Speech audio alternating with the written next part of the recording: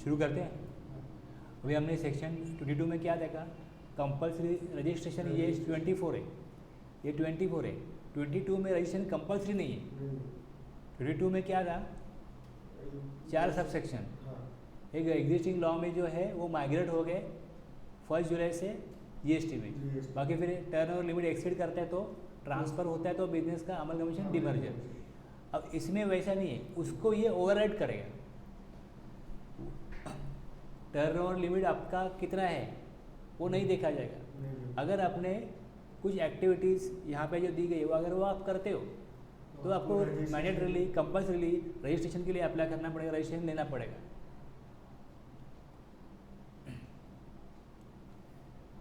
तो इसमें एक जो अनरजिस्टर्ड पर्सन है उसका टर्नओवर लिमिट एक्सीड करता है तो उसको रजिस्ट्रेशन के लिए वो लायबल होता है, लेकिन वो इंटर स्टेट सप्लाई नहीं कर सकता। उसको जो सप्लाई करना है वो विद इन स्टेट या विद इन यूनियन टेरिटरी करना पड़ता है। अगर वो इंटर स्टेट सप्लाई करेगा, मतलब उस स्टेट से बाहर सप्लाई करेगा या उस यूनियन टेरिटरी से बाहर सप्लाई करेगा, तो वो रजिस्ट्रेशन लेने के लिए लायबल हो जाता है एज पर सेक्शन 24 सबसेक्शन 1। और कैजुअल टैक्सेबल पर्सन, अब कैजुअल टैक्सेबल क्या पर्सन कौन होता है वो समझना पड़ेगा। इस सेक्शन 24 सबसेक्शन 2 में पर्सन हुआ required to pay tax under reverse charge. अब ऐसा कोई ट्रांजैक्शन है जिसमें रिसिपिएंट को टैक्स देना है।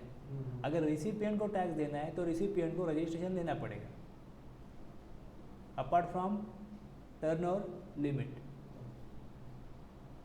पर्सन हुआ required to pay tax under section 95 मतलब ईसीओ, जो इलेक्ट्रॉनिक कॉमर्स ऑपरेटर है उसको अगर टैक्स कलेक्ट करके गवर्नमेंट को जमा करना है तो ईसीओ को रजिस्ट्रेशन लेना पड़ेगा। पर्सन हुआ required to pay tax under section 95 eco के लिए। नॉन रेसिडेंट टैक्सेबल पर्सन जो इंडिया में नहीं, उसका कोई फिक्स प्लेस नहीं है, इंडिया के बाहर है और वो इंडिया में आके कोई सप्लाई दे रहा है तो नॉन रेसिडेंट टैक्सेबल पर्सन है। और वैसे कैजुअल टैक्सेबल पर्सन मतलब कोई दूसरे स्टेट का वो टैक्स पर्सन है जो इस स्टेट में आके कुछ दिन के लिए सप्लाई करना चाहता है। उसका कोई यहाँ पे फिक्स प्लेस ऑफ बिजनेस नहीं है इस स्टेट में, तो इस स्टेट के लिए वो कैजुअल टैक्सेबल पर्सन है। या अगर वो महाराष्ट्र का है और उसको किसी और स्टेट में कुछ इवेंट के लिए जाके सप्लाई करना है तो फिर वो टेम्पररी रजिस्ट्रेशन ले सकता है as a casual taxable person, क्योंकि उसका कोई फिक्स प्लेस ऑफ बिजनेस वहाँ नहीं है। टीडीएस डिडक्टर, अब कोई गवर्नमेंट का कॉन्ट्रैक्ट लेते हो तो गवर्नमेंट क्या करती है, मतलब local authority, state government, central government, तो उनके पास ये 1% CGST 0.5%, HGST 0.5%, वो जो भी पेमेंट करेगी उससे काट के लेगी और फिर वो अपने रिटर्न में डाल देगी कि हमने इससे सप्लाई लिया और इसका हमने ये GST इतना उसको कम दिया है। तो जब वो भर देगा तो आपके अकाउंट में आ जाएगा, जिसका आप क्रेडिट ले सकते हो as a recipient, as a supplier. आपको तो उतना पेमेंट उसने कम किया, लेकिन वो तो लॉस नहीं होता आपका, आपके अकाउंट में वो GST आ जाता है। TDS इनकम टैक्स के अकाउंट में आता है और ये GST कट किया तो GST के अकाउंट में आता है, उसका क्रेडिट मिल जाता है। लेकिन जो सप्लायर है उसको रजिस्ट्रेशन लेना पड़ता है, रजिस्ट्रेशन नहीं लिया तो उसको क्रेडिट नहीं मिलेगा ना। तो गवर्नमेंट उसको ही कॉन्ट्रैक्ट देगी या गवर्नमेंट का कॉन्ट्रैक्ट वही लेगा जो रजिस्टर्ड पर्सन है। तो रजिस्ट्रेशन बढ़ाने के लिए एक तरीका है लॉ मेकर्स का कि गवर्नमेंट का कॉन्ट्रैक्ट ले रहे हो तो गवर्नमेंट को तो बोला हुआ है TDS काटो। Consignment agent, IHD, person supplying through ECO, okay, ये सारे सेक्शन हम देखेंगे 1 by 1। तो ये 12 सब सेक्शन है इसमें।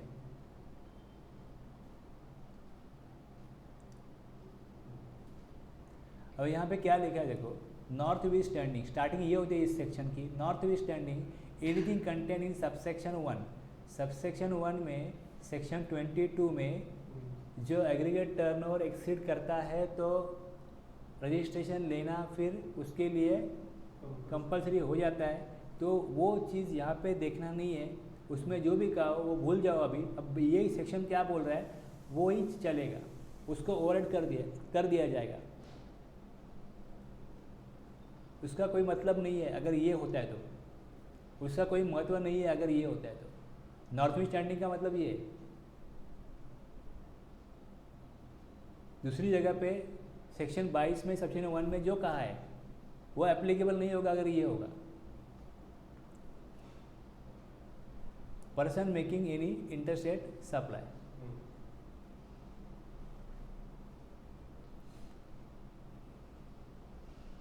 कोई भी इंटरस्टेट सप्लाई अगर कर लेता है तो उसको रजिस्ट्रेशन करने के लिए सेक्शन 24 मजबूर कर देता है कि आपने इंटरनेट सप्लाई किया, आपको रजिस्ट्रेशन लेना पड़ेगा। लेकिन हमने सेक्शन 23 में एक एग्जम्पशन देखा था। एग्जम्पशन देखा था हमने कि अगर कोई सर्विस का सप्लायर है, वो अगर दूसरे स्टेट में सप्लाई करता है और उस स्टेट का लिमिट अगर 20 लाख है, या अगर वो जो स्टेट है वो स्टेट मिजोरम, त्रिपुरा, मणिपुर और नागालैंड ये स्टेट है, तो उनमें उनके लिए 10 लाख का लिमिट है। तो अगर वो सर्विस प्रोवाइडर है, वो अगर 10 लाख का लिमिट क्रॉस नहीं करता, एक्सीड नहीं करता, या उस स्टेट का लिमिट सर्विस के लिए 20 लाख है और जब तक वो सप्लायर 20 लाख का लिमिट एक्सीड नहीं करेगा तब तक वो इंट्रास्टेट इंटरस्टेट सप्लाई करे, उसके लिए रजिस्ट्रेशन नहीं लेना पड़ेगा। ये एग्जम्पशन से आ गया। तो एग्जम्पशन आ गया तो सेक्शन 24 ने जो कहा था वो इसकी वजह से उसको राहत मिल गई। एग्जम्पशन का काम क्या है कि जो प्रोविजन एप्लीकेबल हो रही है उससे बचाओ, तो इसने उसको बचा लिया कि ठीक है आप कर सकते हो, सर्विस भी प्रोवाइड कर सकते हो इंटरस्टेट, लेकिन आपके लिए रजिस्ट्रेशन तब लेना पड़ेगा जब उस स्टेट का जो एग्रीगेट लिमिट है वो एक्सीड करेगा, तब आपको रजिस्ट्रेशन लेना पड़ेगा। तो अब ये प्रोविजन किसके लिए एप्लीकेबल होगी? ये जो प्रावधान है वो किसके लिए एप्लीकेबल होगा? सर्विस के लिए एप्लीकेबल नहीं होगा तो गुड्स के लिए एप्लीकेबल होगा। तो अभी इसका इम्पैक्ट का क्या आता है, इससे क्रक्स क्या निकलता है कि only interstate supply of goods will be in effect in provision of section 21(1). 21(1) केवल उसी को मजबूर करेगा जो गुड्स का सप्लायर है। 1 रुपये का भी सप्लाई किया, बिजनेस जस्ट शुरू किया और पहले ही सप्लाई किया इंटरस्टेट, रजिस्ट्रेशन ले लो। सेक्शन 24(1) अब सिर्फ गुड्स के सप्लायर कोई रजिस्ट्रेशन के दायरे में ला सकता है। सर्विस प्रोवाइडर तो छूट जाएंगे क्योंकि उनके लिए एग्जम्पशन है।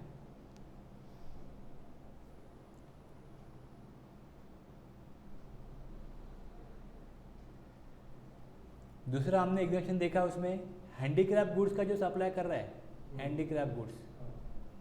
अब गुड्स के सारे सप्लायर को रजिस्ट्रेशन लेना पड़ेगा, लेकिन और एक एग्जम्पशन हमने देखा जिसमें हैंडीक्राफ्ट गुड्स का अगर कोई सप्लायर है तो उनको भी एग्जम्पशन दिया गया है कि जब तक उनका भी 20 लाख तक लिमिट एक्सीड नहीं करता तब तक उनको भी 10 लाख का लिमिट एक्सीड नहीं करता ये स्टेट में, मिजोरम, त्रिपुरा, मणिपुर और नागालैंड, तो उनके लिए भी राहत है कि आप करो इंटरस्टेट, ठीक है, बहुत मेहनत से हाथ से सामान बना रहे हो, सब सारी चीज़ें हाथ से बना रहे हो, तो उनके लिए भी ये।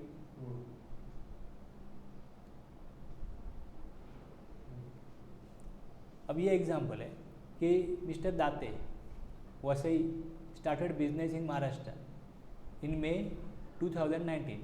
His turnover up to 15 January 5 lakh था और उसने 500 रुपये का सप्लाई किया वापी में, गुजरात में। तो जैसे ही उन्होंने महाराष्ट्र छोड़ के गुजरात में सप्लाई किया तो इंटरस्टेट सप्लाई हो गया। It is interstate supply from Vasai to Vapi, Maharashtra state to Gujarat state. Hence, Mr. Date is liable for registration from 15 January 2020, irrespective of his turnover as per section 24(1) के 24(1) का जो प्रावधान है वो उनके लिए एप्लीकेबल हो जाएगा और उनको रजिस्ट्रेशन लेना पड़ेगा।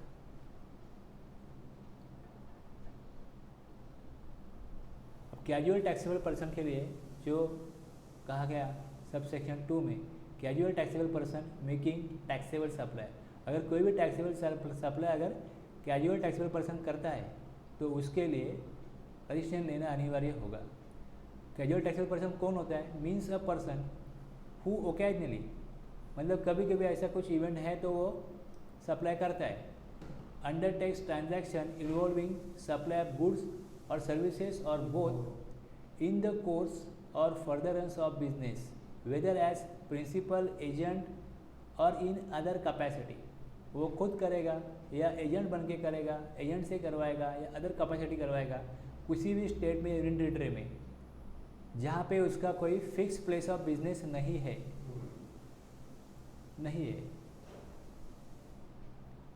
आप एक स्टेट में काम कर रहे हो, आपको कोई छोटा मोटा कॉन्ट्रैक्ट मिलता है कोई दूसरे स्टेट में, तो आप तो करोगे ना। लेकिन उस स्टेट से आपको कोई सामान खरीदना रहेगा तो क्या आप महाराष्ट्र से मंगवाओगे? नहीं ना, उसी स्टेट से मंगवाओगे। तो अगर उसी स्टेट में आपका जीएसटी नंबर नहीं रहेगा तो आपको इनपुट टैक्स क्रेडिट नहीं मिलेगा और फिर आपकी कॉस्टिंग बढ़ेगी। तो अगर वो काम जो है वो 45 डेज़ का है, 50 डेज़ का है, तो उसके लिए आपको रजिस्ट्रेशन लेने के बाद में, काम होने के बाद में रजिस्ट्रेशन कैंसिल भी करना पड़ेगा।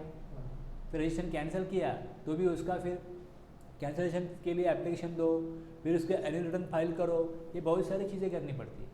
तो फिर इसके लिए प्रावधान बना गया कि आप उस स्टेट के लिए कोई आपका फिक्स प्लेस ऑफ बिजनेस नहीं है और ऐसा कभी कभार आपको सप्लाई करने के लिए कुछ ऑर्डर मिल जाता है, तो आप फिर रजिस्ट्रेशन लो as a casual taxable person.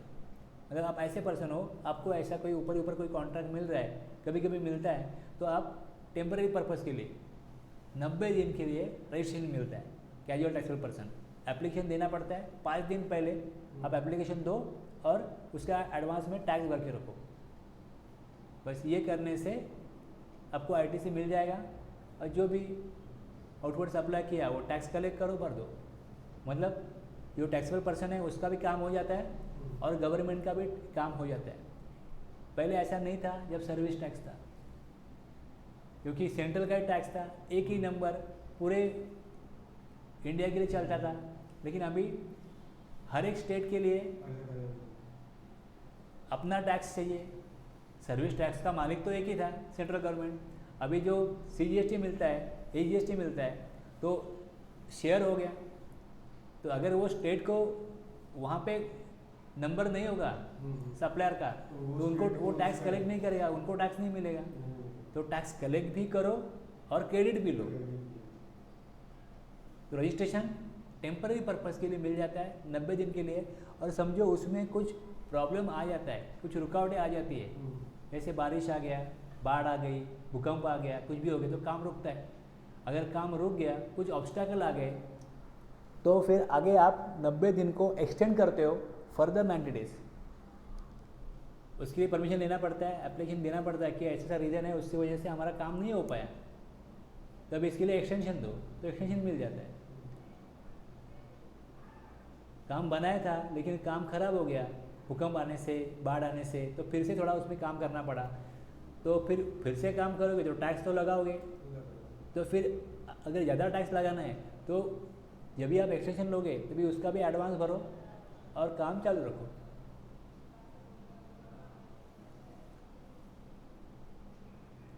अब कैजुअल टैक्सेबल पर्सन, अगर हैंडीक्राफ्ट गुड्स, कोई कैजुअल टैक्सेबल पर्सन है, वो अगर हैंडीक्राफ्ट गुड्स का अगर सप्लाई करता है तो उसके लिए भी राहत है। जब तक 20 लाख 10 लाख ये लिमिट वो एक्सीड नहीं करता तो उसको भी राहत दी गई है एग्जम्पशन से। बाकी जो सप्लायर है उनको तो वो कैजुअल टैक्सेबल पर्सन में आते हैं, रजिस्ट्रेशन लेना पड़ेगा, उनको टैक्स भरना पड़ेगा।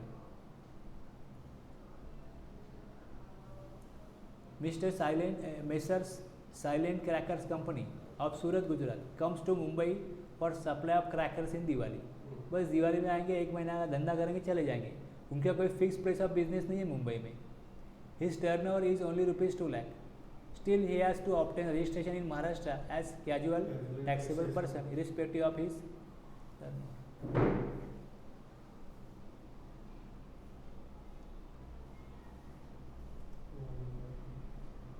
अब रिवर्स चार्ज आता है सेक्शन 9(3) में, 9(4) में, 9(5) में, जिसमें सप्लायर रिसिपिएंट से टैक्स कलेक्ट नहीं करता है, रिसिपिएंट गवर्नमेंट को डायरेक्टली टैक्स पे करता है। इसके लिए गवर्नमेंट ने क्या किया, कुछ सर्विसेज नोटिफाई किए। अगर आपने लीगल सर्विस ली किसी एडवोकेट से, लीगल सर्विस चाहे आप उससे कोई कंसल्ट कर रहे हो, कोई एडवाइस ले रहे हो, या कोई कोर्ट में केस रहता है, कोई अथॉरिटी के पास केस रहता है, उसके पास उसको जाने को बोल के वहाँ पे आपका जो साइड है वो बताते हो। केस में यही होता है ना, बस। तो अगर वो काम वो कर रहा है तो वो लीगल सर्विस है। तो अगर लीगल सर्विस लिया तो जीएसटी कौन पे करेगा गवर्नमेंट को? जिसने एडवाइस लिया वो पे करेगा। आप जो उसको फीस दोगे उसके ऊपर जीएसटी है, तो अपनी फीस के ऊपर वो जीएसटी नहीं लगाएगा। उसके पास जीएसटी नंबर होगा भी तो भी वो जीएसटी चार्ज नहीं कर सकता। समझो एडवोकेट है, उसका कोई बिजनेस है, समझो कोई शॉप है उसका जहाँ से वो टीवी, वॉशिंग मशीन, रेफ्रिजरेटर ये बेचता है। उसके पास जीएसटी नंबर है, उसको तो दिखाना पड़ेगा कि मैंने ये काम भी किया, रिपेयरिंग का काम भी किया, एडवाइस भी दिया, सारी चीज़ें वो कर रहा है। लेकिन वो लीगल चार्जेस जो वो लेता है उसके ऊपर जीएसटी लेने का उसको अधिकार नहीं है। उसके ऊपर जो उसका बायर होगा, रेसिपिएंट होगा, उसको ही टैक्स देना पड़ेगा। उसको राइट ही नहीं है। वो बिल में जीएसटी नहीं लगा सकता। नहीं लगा सकता, वो रजिस्टर होते हुए भी नहीं लगा सकता। तो मैंने अभी एक काम किया था सर, मतलब हाँ, उसने सर्विस प्रोवाइड की थी। मैं वकील के पास था, वकील के पास गया था और उसने हमको रजिस्ट्रेशन ये सब करके दिया था। तो वो सर्विस प्रोवाइड हो गया ना उसको? नहीं, वो सर्विस लीगल सर्विस में आती है। लीगल सर्विस की जो डेफिनेशन है उसमें अगर आती है, देखो कुछ लोग ऐसे हैं जो बहुत सारे काम करते हैं। अभी कोई जो सीए है वो लॉ का भी काम करते हैं। एक सीए का फर्म है, वो सीए ऑडिट का काम भी करता है, जीएसटी का काम भी करता है और कोर्ट में जाके केस भी लेता है। दोनों काम करता है वो, लीगल एडवाइस भी देता है किसी किसी को। तो वो काम चल रहे हैं उसके, लेकिन उसको प्रावधान ऐसा है कि वो लीगल सर्विस देगा जो लीगल सर्विस के दायरे में आएगा। लीगल सर्विस किसे कहते हैं उसकी डेफिनेशन है, उसमें अगर वो काम बैठता है तो वो टैक्स नहीं लगा सकते उसको। हाँ, तो फॉरवर्ड चार्ज नहीं आएगा, रिवर्स चार्ज आएगा। अब उसने रजिस्ट्रेशन करा के दिया, ये अगर लीगल चार्जेस में, लीगल सर्विस में नहीं आता तो फिर नहीं आता, वो फॉरवर्ड चार्ज लगा सकता है। उसने जीएसटी लगा के ही बिल दिया, एमओयू बनाया, रजिस्ट्रेशन का पेपर बनाया, ये सब बनाया। जो उसने काम किया वो कोई ऐसा लॉ है उसका वो एक्सपर्ट है, चाहे वो जीएसटी लॉ हो, चाहे वो इनकम टैक्स हो, चाहे दूसरी कोई भी लॉ हो। अगर वो लीगल मैटर है, कुछ लोग ऐसे सिर्फ वो डिस्प्यूटेड मैटर लेते हैं, जीएसटी में ऐसा काम नहीं करते, रिटर्न फाइल करने का वगैरह, ऑडिट करने का वो काम नहीं करते, सिर्फ वो केसेस लेते हैं। आपको नोटिस आ गया तो आओ हमारे पास, हम जवाब देंगे उसका, क्या है आपका क्या नहीं वो देंगे। जो बड़ी बड़ी कंपनीज है उनके डिस्प्यूटेड मैटर ऐसे होते हैं तो उसके पास जाते हैं वो, क्योंकि उनका जो भी मामला फंसा रहता है उसमें कुछ लाखों का अमाउंट का डिमांड आता है। डिमांड आएगा वो 50,000 का नहीं आएगा, डिमांड आएगा तो लाखों का आएगा। तो लाखों का आ गया तो ये बाकी जो लोग कंप्लाइंस करने वाले हैं उनको तो मालूम नहीं होता कि इसके सामने क्या करें। ये रिटर्न करने वाले ढेरों लोग हैं, बहुत सारे लोग हैं, ढेर सारे लोग रिटर्न फाइल करते हैं। लेकिन अगर लॉ क्या है डिटेल में, और उसको फिर जो हमारे क्लाइंट ने काम किया वो कैसे गलत है, लॉ के खिलाफ है, तो एक नोटिस आएगा ना, कुछ डिमांड आएगा कि आपने गलत तरीके से लॉ का इस्तेमाल किया और आपकी जो लाइबिलिटी थी वो ज़्यादा थी, या आपने जो क्रेडिट लिया वो ज़्यादा ले लिया, आपको क्रेडिट कम बनता है तो आपको कुछ अमाउंट गवर्नमेंट को देना था, वो क्रेडिट ज़्यादा लेने से कम हो गया, या आपने लाइबिलिटी बराबर से कलेक्ट नहीं की, बराबर से पे नहीं की, तो आप वो भरो लाइबिलिटी। या आपने ऐसा कुछ किया जिससे आपको कुछ पेनल प्रोविजन आपके ऊपर एप्लीकेबल हो गया तो आपको पेनल्टी भरनी पड़ेगी 2 लाख। ऐसा कुछ भी बोल दिया तो फिर इसको डिफेंस कैसे करेंगे, इसका सामना कैसे करेंगे? जिसको बारकाई से पूरा लॉ मालूम है उसको वही डिफेंस कर सकता है। ये सेक्शन है, इसमें ये दिया, इसके लिए हमने ये किया, आप किस सेक्शन के आधार पे ये बोल रहे हो? तो फिर वो जो मैटर है वो अगर अथॉरिटी के पास जाएगा, कोर्ट के पास जाएगा, तो उसके लिए वो फीस लेगा, तो वो लीगल मैटर, वो लीगल फीस है, वो लीगल फीस है। वो लोग वही काम करते हैं, ऐसे लोग हैं।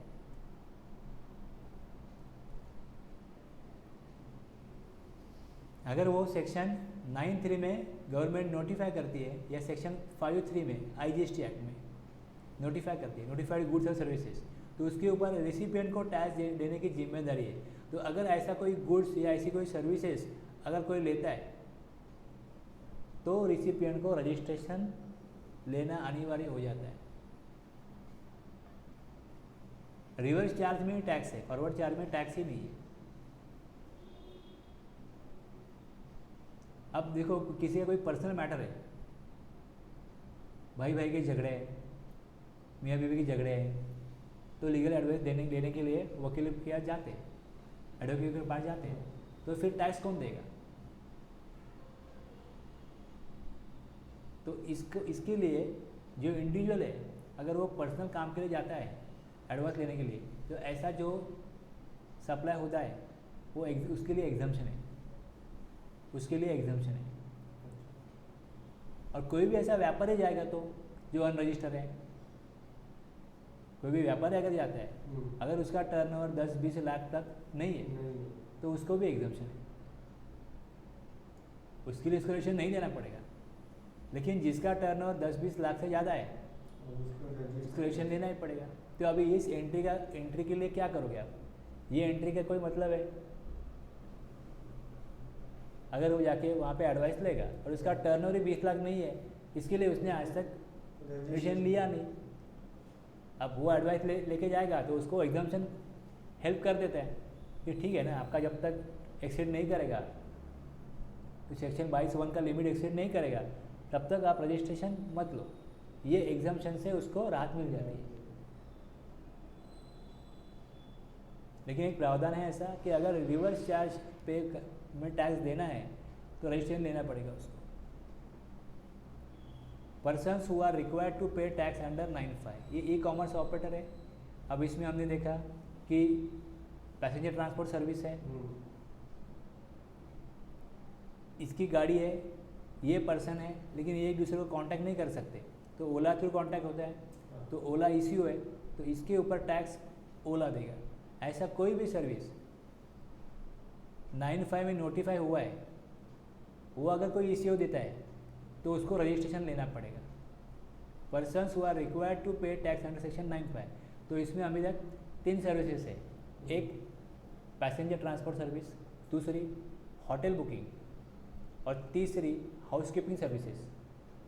प्लम्बर वैसा कुछ है, कारपेंटर, उसके लिए ईसीओ थ्रू बुकिंग होता है, उसको कॉन्टैक्ट ईसीओ थ्रू होता है, तो उसका टैक्स ईसीओ को देना पड़ता है। अगर होटल रजिस्टर है तो होटल जीएसटी भरेगा, ईसीओ के ऊपर जवाबदारी नहीं होगी। वो जो हाउसकीपिंग सर्विस प्रोवाइडर है वो अगर रजिस्टर है वो टैक्स जमा करेगा। अगर जो कारपेंटर है वो रजिस्टर होगा तो ईसीओ टैक्स जमा नहीं करेगा, चलेगा। लेकिन पैसेंजर सर्विस के केस में अगर वो जो जिसका व्हीकल है वो रजिस्टर होगा भी तो भी ईसीओ ही 100% लायबल होगा जीएसटी देने के लिए, ईसीओ की ही जवाबदारी होगी। तो जहाँ पे स्पेसिफिकली लिखा हुआ रहता है ना कि ऑप्शन है, तब आप ऑप्शन ले सकते हो, और लिखा है ऑप्शन नहीं तो नहीं। ये लीगल सर्विस के बारे में ऐसा ऑप्शन नहीं है, लेकिन ट्रांसपोर्ट में ऑप्शन है। ट्रांसपोर्ट में अगर 12% जीएसटी कलेक्ट करता है जीटीए ट्रांसपोर्टर, तो फॉरवर्ड चार्ज हो जाता है। वो फॉरवर्ड चार्ज में वहाँ पे डिक्लेरेशन दे सकता है कि मैं 12% टैक्स लूँगा, तो ठीक है, फॉरवर्ड चार्ज हो गया। लेकिन अगर वो 5% टैक्स में चला जाता है तो रिवर्स चार्ज में आता है। लीगल सर्विस में वो चॉइस नहीं है। या और भी कुछ सर्विसेज है, वहाँ पे कुछ जगह पे चॉइस है, बहुत जगह पे चॉइस है ही नहीं। वो रजिस्टर हो, सप्लायर ना हो, उससे कोई फर्क नहीं पड़ता, रिसिपिएंट को ही टैक्स देना है।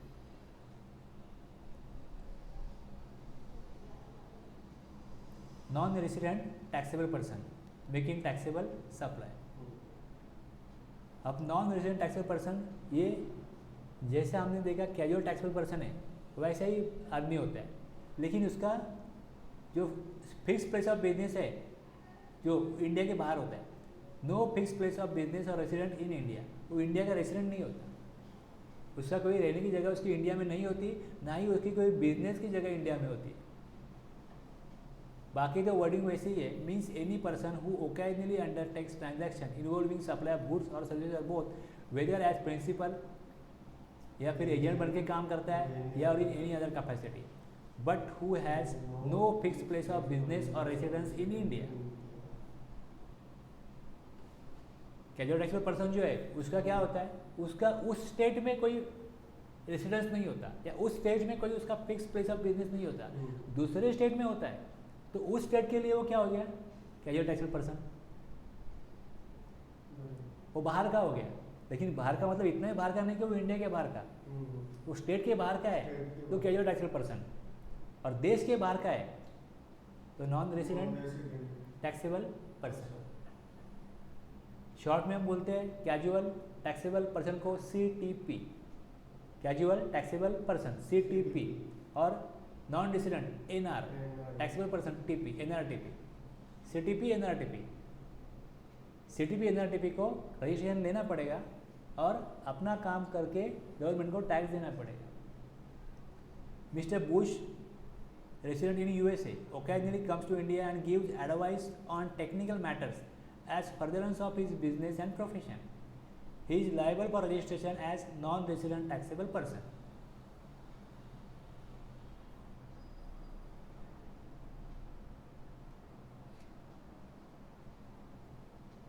समझ में आ गया? ऐसे कुछ भी काम इंडिया में हो रहे हैं और कुछ ज़रूरत पड़ती है ऐसी एक्सपर्ट टेक्नीशियन की, कोई दूसरी कंट्री से, हाँ, तो उसके लिए फिर गवर्नमेंट को टैक्स चाहिए होगा, तो टैक्स किस तरीके से मिलेगा, तो इसके लिए प्रावधान बनाया कि उसको रजिस्ट्रेशन लेने के लिए मजबूर करो, कानून बनाओ ऐसा, और फिर वो टैक्स को लगाना पड़ेगा, काम हो जाएगा। TDS deductor, persons who are required to deduct tax under section 51। अब 51 में रजिस्ट्रेशन का प्रावधान क्या है ये बताता हूँ, ये बताना पड़ेगा ना अभी, कि persons who are required to deduct tax under section 51 whether or not separately register under CGST act. अगर उसने रजिस्ट्रेशन लिया हो या नहीं लिया हो। रजिस्ट्रेशन कौन लेता है? जो कोई बिजनेस कर रहा है, कोई बिजनेस कर रहा है तो उसके लिए उसको रजिस्ट्रेशन लेना पड़ता है एज पर सेक्शन 22। अगर टर्नओवर एक्सीड हो गया तो, या फिर कोई RCM से कोई सर्विस वो ले रहा है तो रजिस्ट्रेशन लेना पड़ेगा उसको, या इंटरनेट सप्लाई करेगा तो रजिस्ट्रेशन लेना पड़ेगा। लेकिन जो गवर्नमेंट के डिपार्टमेंट है वो उनका गवर्नमेंट कोई बिजनेस नहीं होता, ये लोकल अथॉरिटी है, नगर पालिका है, महानगर पालिका है, उनका कोई अपना बिजनेस नहीं होता, तो फिर वो रजिस्ट्रेशन लेते ही नहीं है। तो उनके लिए सेपरेट रजिस्ट्रेशन है कि आप TDS डिडक्ट करने के लिए रजिस्ट्रेशन लो, तो ऐसे वो ले सकते हैं। तो नॉट सेपरेटली रजिस्टर, वो रजिस्टर है नहीं, वेदर और नॉट रजिस्टर हो भी सकते हैं, रजिस्टर हो भी सकते हैं। जो पोस्ट है ना, पोस्ट से आप कोई स्पीड पोस्ट, एक्सप्रेस पोस्ट भेजते हो तो GST वो कलेक्ट करते हैं, तो उनका नंबर है, नंबर हो भी सकता है, नहीं भी हो सकता, लेकिन उनको एज पर सेक्शन 51 रजिस्ट्रेशन लेना पड़ेगा। वो किस लिए वो बताता हूँ मैं। As per section 51 following categories of persons are required to deduct tax from the payment made और credited to the supplier in respect of taxable goods or services or both at 1% on payment to supplier of goods or services in excess of rupees 2.5 lakh। अगर 2.5 लाख के ऊपर अगर वो amount पे करते हैं तो उसके ऊपर उनको GST का जो पेमेंट है वो जमा करेंगे, वो इनकम टैक्स का नहीं। इनकम टैक्स का TDS अलग, ये अलग, ये GST वाला है। ये कौन करता है?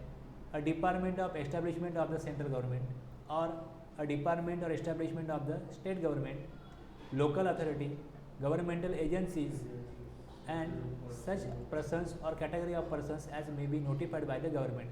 गवर्नमेंट नोटिफिकेशन देगी और कुछ और पर्सन्स को सेक्शन 51 में रजिस्ट्रेशन लेने के लिए उनको कहा जाएगा। अभी तक तो यह है, इतने लोगों को अगर कोई सप्लायर उनका काम करता है, अगर महानगर पालिका है उनका कॉन्ट्रैक्ट कोई लेगा, तो जब उसको पेमेंट करेगी महानगर पालिका तो उसका एज पर सेक्शन 51 उनके पास रजिस्ट्रेशन होगा, अलग रजिस्ट्रेशन होता है ये TDS के लिए, TDS काटने के लिए। और उसका अलग फॉर्म होता है। उस फॉर्म में जो सप्लायर है उसका नाम लिखा होगा कि इसका इसका इतना इतना टीडीएस हमने गवर्नमेंट को पे कर दिया, उसको उतना पेमेंट कम कर दे, तो फिर उसको रेशन नहीं है तो नुकसान होता है, रेशन लेना ही पड़ेगा क्योंकि वो टीडीएस काटा जा रहा है उसका, तो फिर उसका क्रेडिट उसको मिल जाएगा। तो जो टीडीएस डिडक्टर है उनको सेक्शन 24 में रजिस्ट्रेशन लेना अनिवार्य है।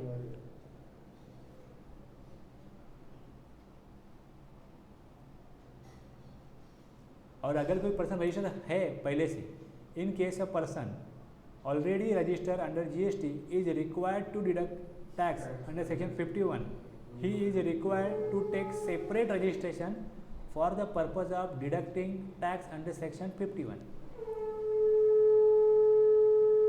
पोस्ट डिपार्टमेंट है तो उनके पास ऑलरेडी रजिस्ट्रेशन है, तो उसी से काम नहीं चलेगा, उनको अलग से टीडीएस डिडक्ट करने के लिए रजिस्ट्रेशन अलग से लेना पड़ेगा सेपरेट। एक अपना जीएसटी कलेक्ट करने के लिए, दूसरा जो डिडक्ट करना है टीडीएस वो काटने के लिए अलग से रजिस्ट्रेशन लेना पड़ेगा।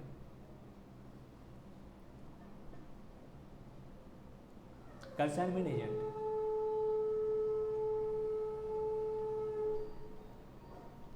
अब कंसाइनमेंट एजेंट कहा गया, उनको रजिस्ट्रेशन लेना पड़ेगा। सेक्शन 25 ये क्लॉज 5 है सेक्शन 2 में सीजीएसटी एक्ट में, provides for definition of agent. Agent को क्या डिफाइन किया?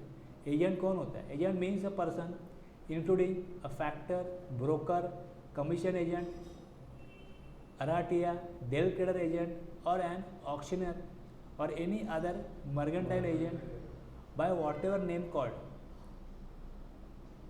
अब ये जो नाम दिए गए या इस नाम से हम जानते हैं एजेंट, लेकिन हम किसको एजेंट बोलते हैं? Who carries on the business of supply और रिसिप्ट ऑफ गुड्स और सर्विसेज और both on behalf of another. दूसरे के लिए वो गुड्स खरीदने के लिए काम करता है, गुड्स बेचने के लिए भी काम करता है। अब कोई आपको घर चाहिए रेंट पे या खरीदना है घर, तो जो बेचने वाला भी वो ढूंढता है, खरीदने वाला भी ढूंढता है, टेनेंट को भी ढूंढता है, ओनर को भी ढूंढता है, तो वो एजेंट है ना। तो वही का उसको आप कुछ भी बोलो, चाहे ब्रोकर बोलो, कमीशन एजेंट बोलो, अराटिया बोलो, डेल ट्रेडर एजेंट बोलो, ऑक्शनियर, एनी अदर नाम कुछ भी हो सकता है। अलग अलग इतना बड़ा देश है तो जो लोग हैं वहाँ पे जो जैसा कल्चर है वहाँ से कुछ अलग अलग नाम से कुछ जाना जाता है, लेकिन काम तो वही करता है ना।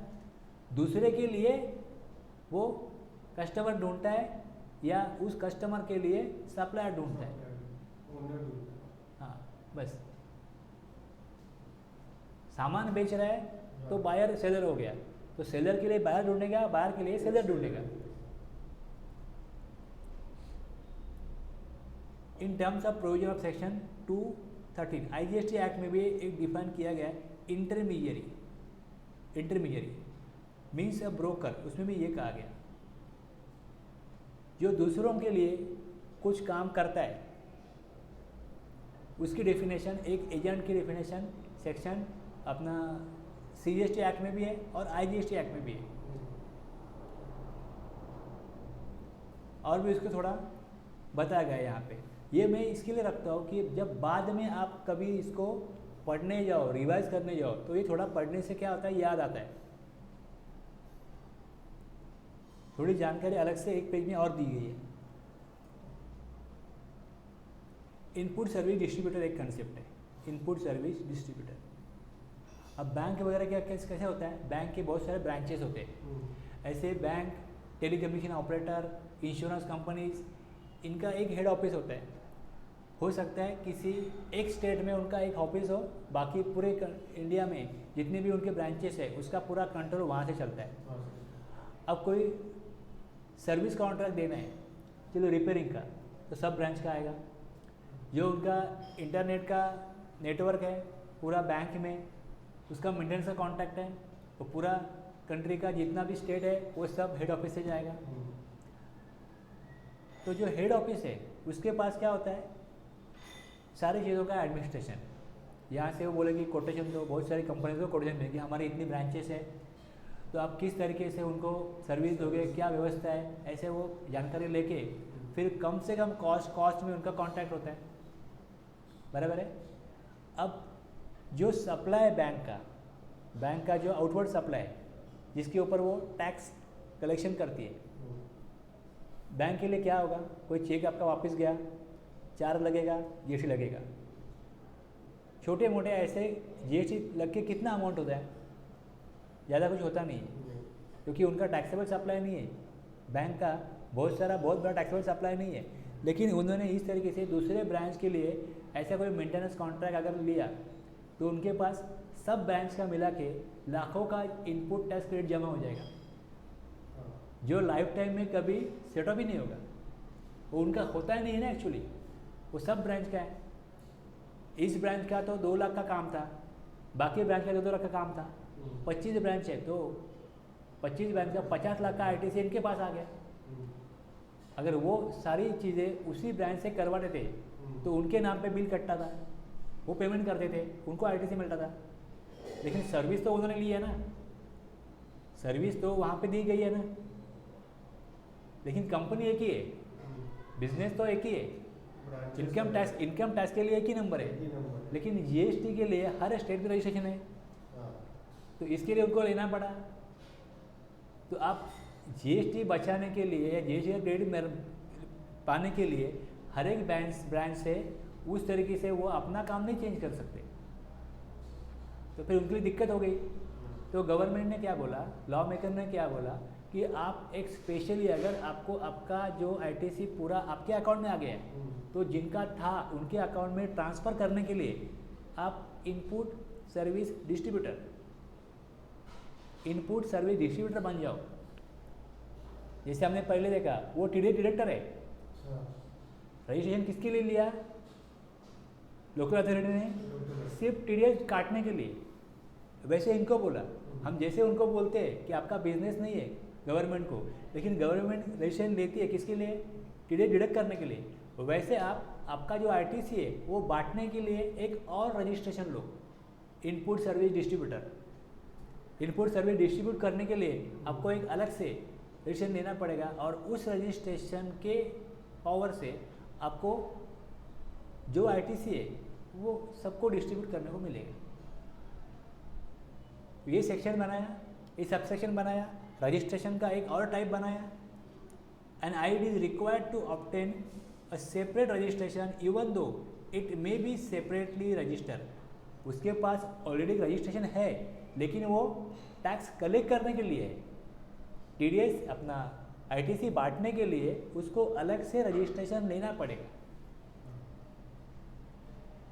तो जिनके एक से अधिक नंबर होते हैं अलग अलग स्टेट में, और उन सारे नंबर के लिए अगर वो कोई कॉमनली एक सर्विस परचेज करते हैं और उसका आईटीसी उनको देना है, तो उसके लिए वो डिस्ट्रीब्यूट करने के लिए अलग से इनपुट सर्विस डिस्ट्रीब्यूटर का रजिस्ट्रेशन लेना पड़ता है।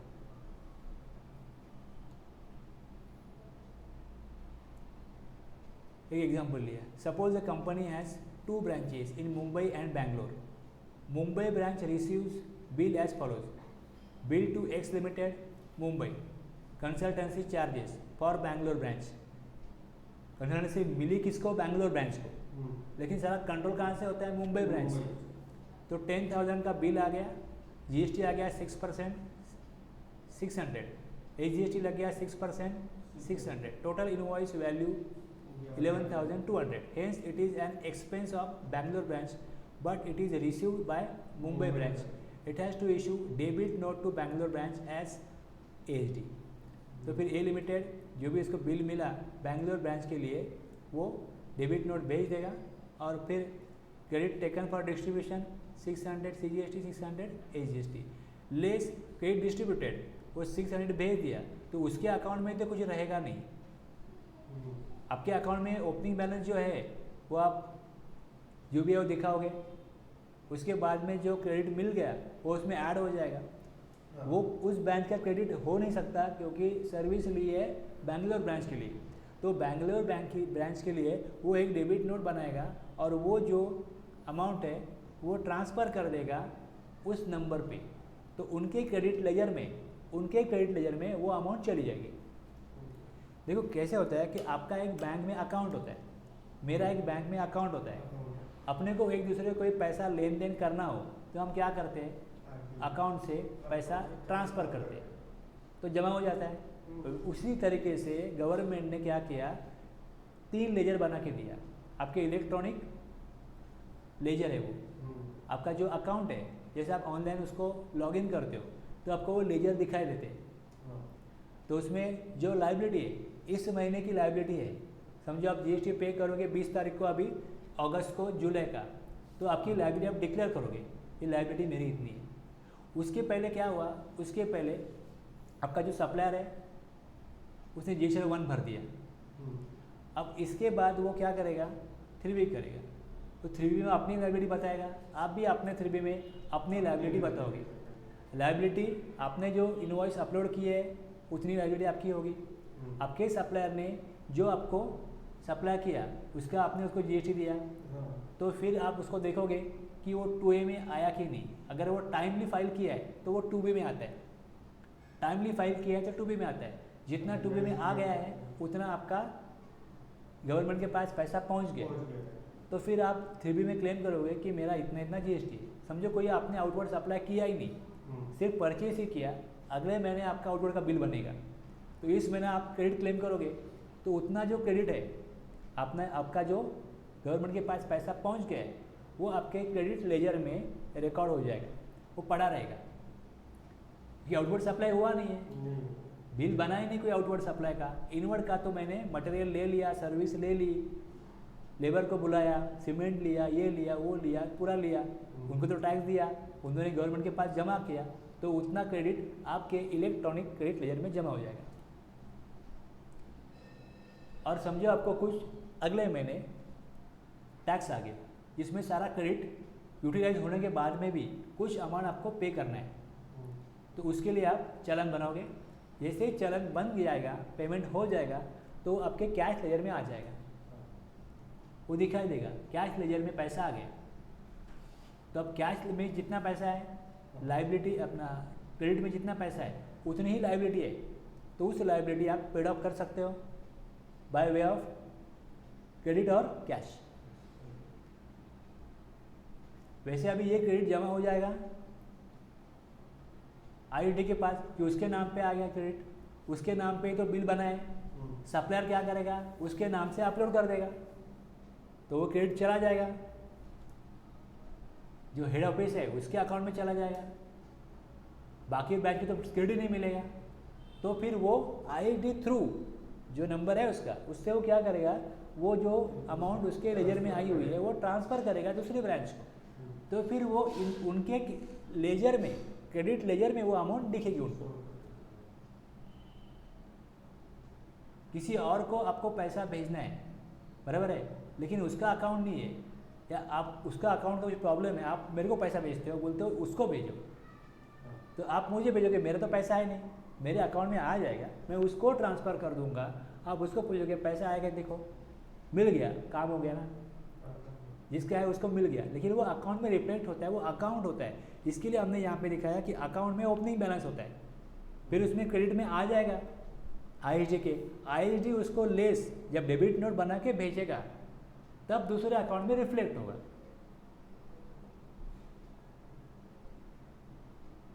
Input service distributor,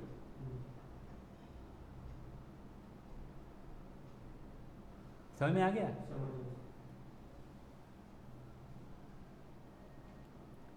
person supplying through eco, अगर आप ईसीओ से कुछ भी गुड्स सप्लाई करते हो, persons supplying through eco, persons who supply goods और सर्विसेज और both other than supply specified under section 9(5) में हमने 3 सर्विसेज देखी, उसका यहाँ पे कुछ नहीं है, अदर देन बोला है, other than through such electronic commerce operator who is required to collect tax at source under section 52। अब 51 जैसा है वैसे ये TCS 52 जो है इलेक्ट्रॉनिक कंपनीज है, ई कॉमर्स कंपनीज है, ई कॉमर्स ऑपरेटर है, e-commerce companies are required to collect 1% TCS while making payment to suppliers under GST.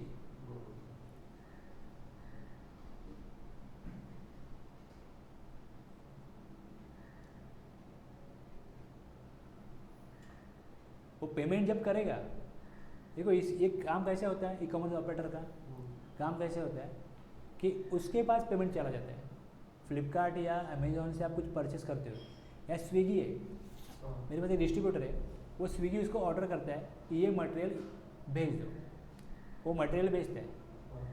Swiggy क्या करता है, स्विगी उसका 1% अमाउंट जो है उसको कम देता है, अपना कमीशन ले लेता है, 1% TCS काटता है और उसको बाकी अमाउंट कर देता है। अब ये जो TCS है ना, TCS ये उसके 2A में आ जाता है। TDS और TCS ये 2B में नहीं आते, ये 2B में नहीं आते, ये 2A में आते हैं, ये 2A में आते हैं।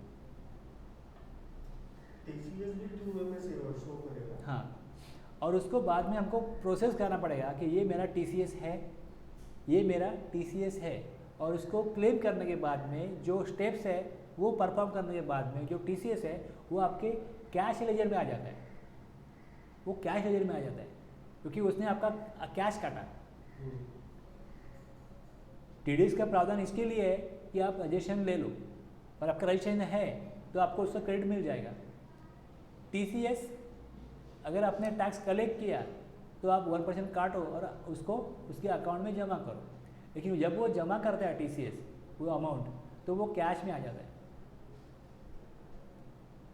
कि मैंने एक काम किया, मेरे पास एक ऐसा डिस्ट्रीब्यूटर है जो स्विगी उससे माल मंगवाता है, स्विगी माल मंगवाता है, स्विगी इसका 1% TCS कट करता है, फिर हम उसको प्रोसेस करते हैं और फिर वो कैश लेजर में आ जाता है। Messrs. Rama T supplies tea through electronic commerce operator. He must obtain registration without any turnover limit. वो टी का सप्लाई कर रहा है तो वो TCS काटेगा, इलेक्ट्रॉनिक कॉमर्स ऑपरेटर, तो इसको रजिस्ट्रेशन लेना पड़ेगा, नहीं तो फिर उसका वो जो टैक्स है तो वेस्ट जाने वाला है, लेकिन रजिस्ट्रेशन उसको लेना ही पड़ेगा, ऐसा ये प्रावधान है।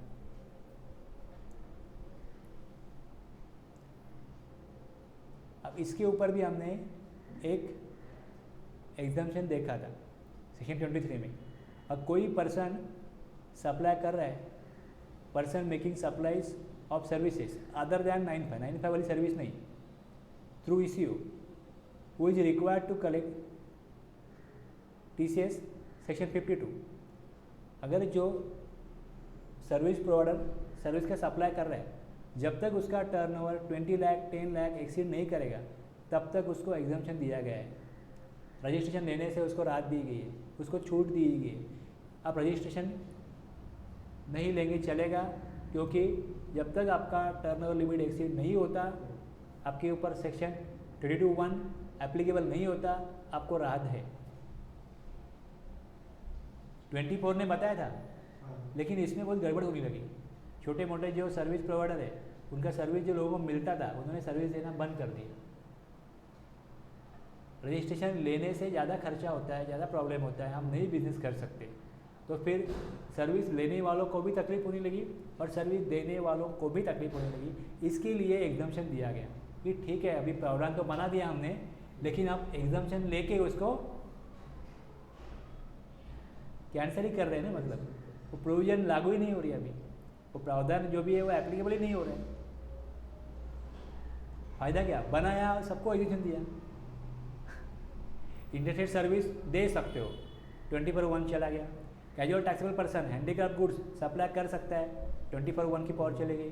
अब ये ECU थ्रू अगर सर्विस देते हो तो जब तक टर्नओवर लिमिट क्रॉस नहीं होता, एक्सीड नहीं होता, तब तक आप बने रहो, लगे रहो।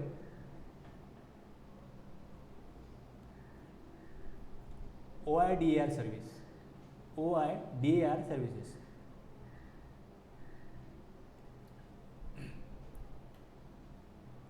एक है अभी ECU इलेक्ट्रॉनिक कॉमर्स ऑपरेटर जो है उसको रजिस्ट्रेशन लेना ही पड़ता है, और एक OIDAR services online information and database access or retrieval services. Online information and database access or retrieval services, तो उसको OIDAR सर्विसेज, OIDAR सर्विसेज ऐसा कहा जाता है। अब ECO को तो कुछ राहत है नहीं, ECO अगर कोई बनता है उसके थ्रू कोई गुड सर्विसेज सप्लाई होता है तो ECO का रजिस्ट्रेशन लेना पड़ता है। अभी जो ECO की कितनी एंट्री होगी देखो, एक ये एंट्री है, अभी हमने ये एंट्री देखी ECO की, और उसके पहले भी ECO की एंट्री थी।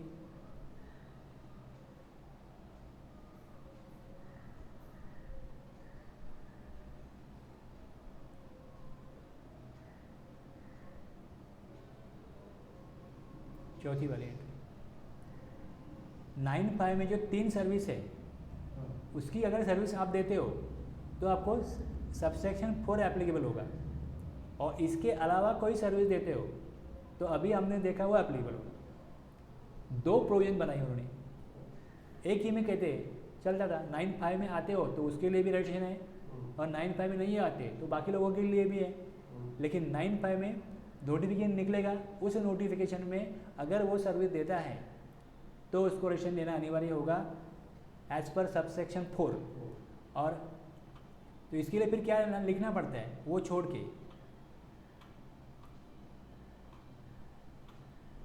9.5 वाला छोड़ के ऐसा यहाँ पे लिखना पड़ता है। ये देखो, पर्सन सप्लाइंग थ्रू ECO, ये पर्सन के लिए, ये ECO के लिए नहीं है, ये पर्सन के लिए। और अभी हम जो पढ़ रहे थे ये कि person making supply of services, 9.5 वाला तो हमने कवर कर लिया है सेक्शन 4 में, इसमें कवर कर रहे हैं बाकी सप्लाई ऑफ सर्विसेज। जिसका TCS काटेगा ECO, उनको रजिस्ट्रेशन लेना पड़ेगा, तो उनके लिए ये एग्जाम्पशन है कि जब तक उनका भी 20 लाख तक एक्सीड नहीं करता बस, तो दोनों में फ़र्क समझो। वो 9.5 जो सेक्शन 4 है, वो 9.5 जिनके लिए एप्लीकेबल हो रहा है उनके लिए, और जिनको वो एप्लीकेबल नहीं हो रहा है ऐसे सर्विस प्रोवाइडर है पर्सन्स हु सप्लाई गुड्स और सर्विसेज, और गुड्स और सर्विसेज दोनों और both other than supply specified under section 9.5 through such electronic commerce operator who is required to collect taxes under section 52। इसके लिए वो 3 अभी सर्विसेज उन्होंने नोटिफाई की है, एक पैसेंजर ट्रांसपोर्ट सर्विस, दूसरी होटल बुकिंग लॉजिंग पर्पस, और तीसरा हाउस कीपिंग सर्विस, कारपेंटर, ऐसी सारी। तो वो 3 सर्विस छोड़ के बाकी कोई सर्विस या गुड्स वो सप्लाई कर रहा है, कोई पर्सन सप्लाइंग थ्रू ECO, उसको कहा गया रजिस्ट्रेशन देना पड़ेगा, लेकिन उसको एग्जेम्पशन दिया गया और उसको भी रजिस्ट्रेशन से राहत मिल गई। और हम देख रहे हैं OIDAR सर्विसेज, OIDAR सर्विसेज में ऑनलाइन इंफॉर्मेशन जाने के लिए इंटरनेट चाहिए, whose delivery is mediated by information technology over the internet or an electronic network, and the nature of which renders their supply essentially automated and involving minimum human intelligence। सब automatic setting करके रखा है, internet through चलता है, और without IT structure ये चलेगा नहीं, human intervention and impossible to ensure in the absence of information technology, and includes electronic service such as advertisement on the internet, providing cloud services, provisions of e-book, music, movies, software जो भी है, providing data or information retrieval or otherwise, online supply of digital content, digital data storage, online gaming, जैसे आप अभी online Netflix पर देखते हो, television shows देखते हो, म्यूजिक, ये सारी चीज़ें जो है वो OIDAR से चलती है। अब वो जो OIDAR है अगर वो इंडिया से बाहर है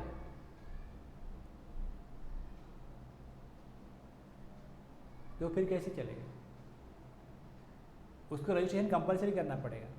every person supplying online information and database access or retrieval services from a place outside India, वो इंडिया के बाहर है, to a person in India other than a registered person. अगर वो रजिस्टर्ड पर्सन को सप्लाई नहीं करता तो गवर्नमेंट को टैक्स नहीं मिलता। नेटफ्लिक्स आप घर पे यूज़ कर रहे हो, जो सब्सक्रिप्शन लिया उसमें जीएसटी भी हमने देख गवर्नमेंट को चाहिए। तो ऐसा प्रोविजन बनाना पड़ेगा कि OIDR को बोलो कि आप रजिस्ट्रेशन लो और हमको टैक्स दो। तो ये जो सबसेक्शन है उससे उनको रजिस्ट्रेशन करने के लिए मजबूर करते हैं। अगर वो नहीं करते रजिस्ट्रेशन तो फिर उनका जो वेबसाइट है उसको ब्लॉक किया जाएगा। अगर उनका इंडिया में रजिस्ट्रेशन नहीं हो नहीं है तो ही वो लेगा ना।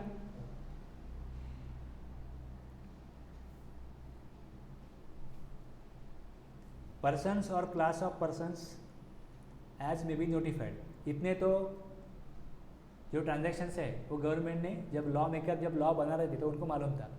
अब कोई और ऐसा कोई होगा ट्रांजैक्शन जिसमें कंपल्सरेशन करने के लिए उसको फोर्स करना है सप्लायर को, तो फिर उसको नोटिफाई करेंगे गवर्नमेंट।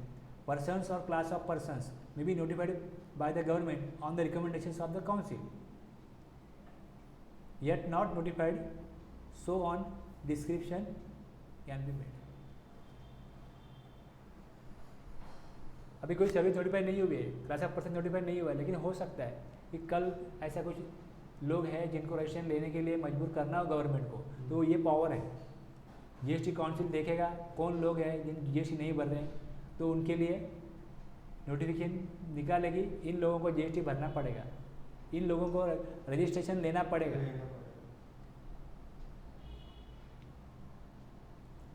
जब 20 लाख क्रॉस होगा तो होगा, लेकिन ऐसे कोई लोग हैं जिनको 20 लाख क्रॉस होने के पहले ही अगर हमको जीएसटी लेने के लिए मजबूर करना है, रजिस्ट्रेशन लेने के लिए मजबूर करना है, तो इसके लिए ये प्रावधान है, बना के रखा है। अभी तक ऐसे कोई मिला नहीं, कोई छोड़ दो, 20 लाख 40 लाख तक चलने दो। ये हमने 12 केसेस देखे। 24(1) में इंटरस्टेट सप्लाई, 24(2) में कैजुअल टैक्सेबल पर्सन, 24(3) में अगर कोई RCM में टैक्स दे रहा है तो रिसिपिएंट को रजिस्ट्रेशन देना पड़ेगा। 24(4) में जो नोटिफाइड सर्विसेज है 9(5) में वो issue non resident taxable person, TDS deductor, agent अगर सप्लाई कर रहा है तो एजेंट को भी रजिस्ट्रेशन लेना पड़ेगा। ISD input service distributor, person supplying through ECO और ECU। और अभी OIDR देखा हमने सेक्शन 24(11) में, और 24 नोटिफाइड कोई पर्सन होंगे क्लास ऑफ पर्सन, तो उनके लिए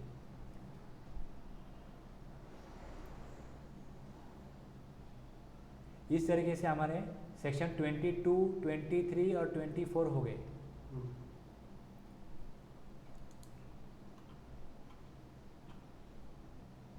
ये हमारा पार्ट 1 यहाँ पे ख़त्म होता है। पार्ट 1 में हमने 3 सेक्शन देखे। अब पार्ट 2 में ये 3 सेक्शन है, सेक्शन 25, 26 और 27। अब लायबल तो हो गया रजिस्ट्रेशन लेने के लिए, वो बराबर है। अब आगे पहले आप शादी तय करते हो, कहाँ करेंगे क्या करेंगे, फिर करते हो ना शादी, वैसे अभी उसकी जो प्रोसीजर रजिस्ट्रेशन की वो करेगा, वो लायबल हो गया। हाँ, उसको क्या करना पड़ेगा, एप्लीकेशन कैसे करना पड़ेगा, कहाँ पे करना पड़ेगा, कब करना पड़ेगा, कितने दिन में करना पड़ेगा, वो सारी जो इन्फॉर्मेशन है वो प्रोसीजर फॉर रजिस्ट्रेशन में आएगी। डीम रजिस्ट्रेशन किसे कहा जाता है वो आएगा, और जो CTP और NRTP हमने देखे उनके लिए क्या प्रोविजन है वो सेक्शन 27 बताएगा। बस अगले क्लास में हम ये करेंगे।